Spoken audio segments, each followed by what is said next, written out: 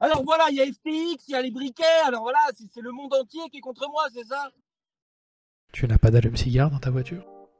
Frérot, on roule pas tous dans une voiture de 93. Toutes les voitures récentes n'ont plus d'allume-cigare, frère. Oh putain. C'est quand la dernière fois que t'es monté dans une voiture qui avait des vitres électriques, toi?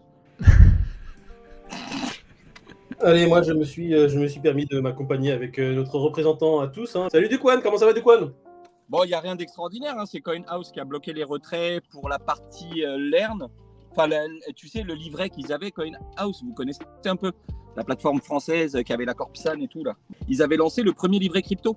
Et donc, tu avais un beau rendement, mais ça passait par FTX et par Genesis.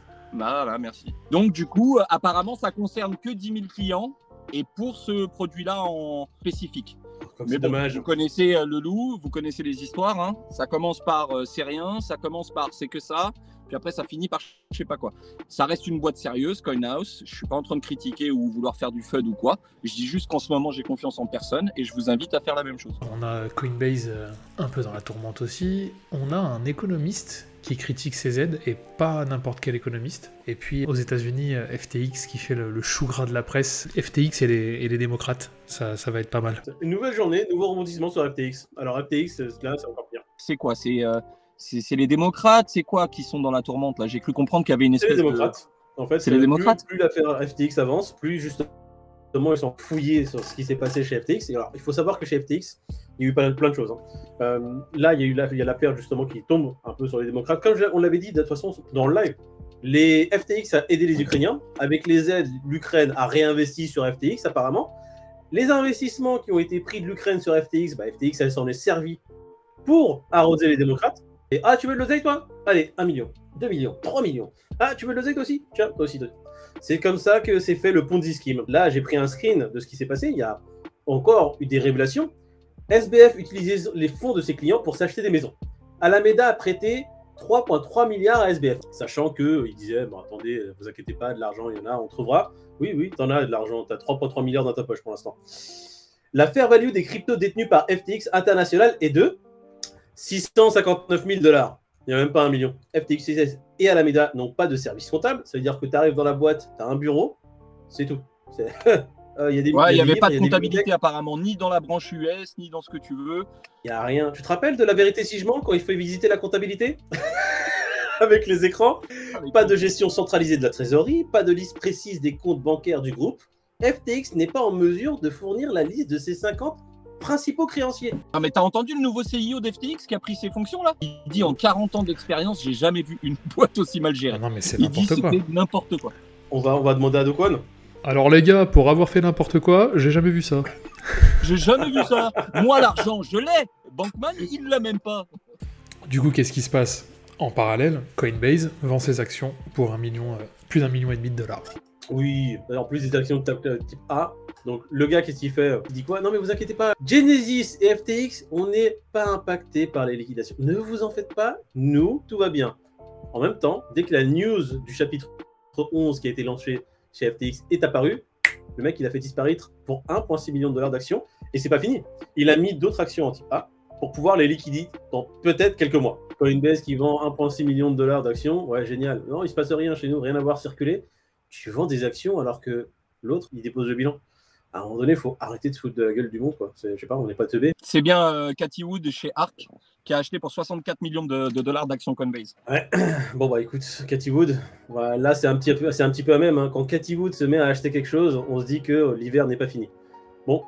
Non mais elle a acheté ça en plein bull run, frérot. Ouais, bah justement, regarde, elle a acheté. De toute manière, elle a tout acheté en plein bull run. C'était un génie, la meuf. Puis tout s'est pété la gueule. Maintenant, c'est une paria. On dirait mon cousin qui a mis 100 balles sur je sais pas quel crypto et qui s'est dit ah ouais ça a pas marché. Ton cousin, ça serait pas Nouriel Roubini, hein? Nouriel Roubini, c'est pas ton cousin?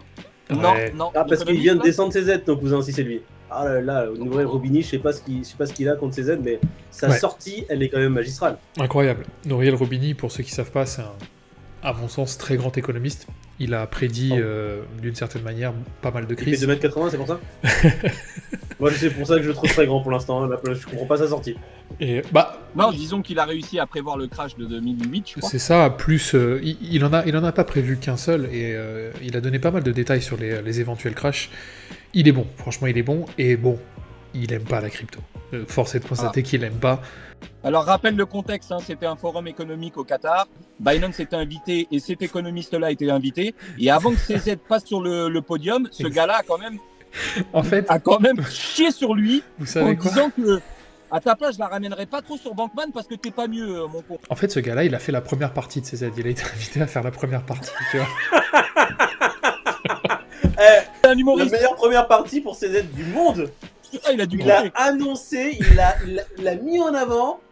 CZ, il a fait un carton derrière. Je pense qu'il surfe aussi sur ce qui se passe actuellement dans le monde de la crypto. Et en fait, en gros, ce qu'il a voulu dire à demi-mot, c'est que CZ, comme tous les autres, c'est des guignols qui s'amusent avec le pognon des autres.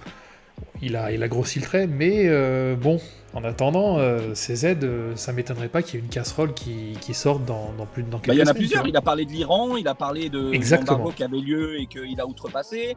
Il a parlé de, il a pas dit des choses fausses. Hein.